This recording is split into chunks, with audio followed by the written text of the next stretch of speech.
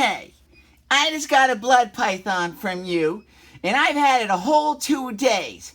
And so far, the snake appears nervous, and it hasn't fed, and it's otherwise imperfect unless it's eating. So I guess you sent me an animal that's a picky feeder. So what are you gonna do about it?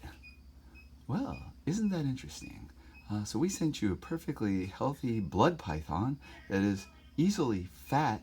It's perfect in every which way, but after 2 days you tried feeding it. Well, let's think about one thing. The animal is not a coffee mug. The animal has just been removed from a perfect environment where it was comfortable, obviously flourishing, for it to live so long and attain such a size that it is now, that suddenly when it's moved from one place to possibly subpar husbandry or cage requirements, the animal doesn't feel comfortable or is nervous. To assess that the animal, there's something wrong with the animal, and to also assess that the animal is picky, is not being realistic.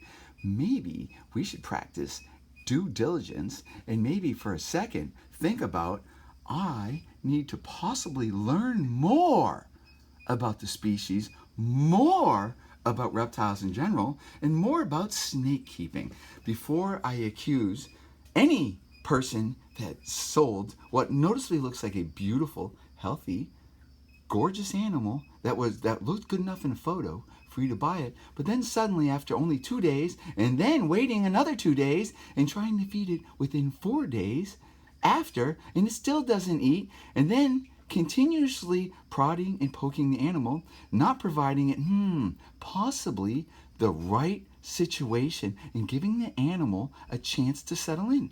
You realize that snakes are very good at what they do. They're very efficient predators. So when you receive a fat, healthy, correct body weight animal, and if you set it up and give it a chance to settle into its new environment where it becomes comfortable and it feels secure, and you provide proper temperatures, humidity, hiding conditions, substrate, and you stop diddling with the animal, maybe the animal will relax.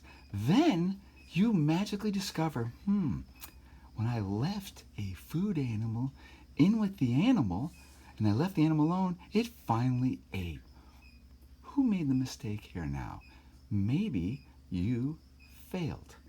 So for all you newbies and know-it-alls, maybe before you go and accuse a breeder, a dealer, anybody who sent you or sold you an animal of something, and then the animal doesn't do exactly what a coffee mug is supposed to, maybe you need to collect yourself and think and work with someone instead of trying to sit here and argue and then say that the animal's picky or the animal is all these different things.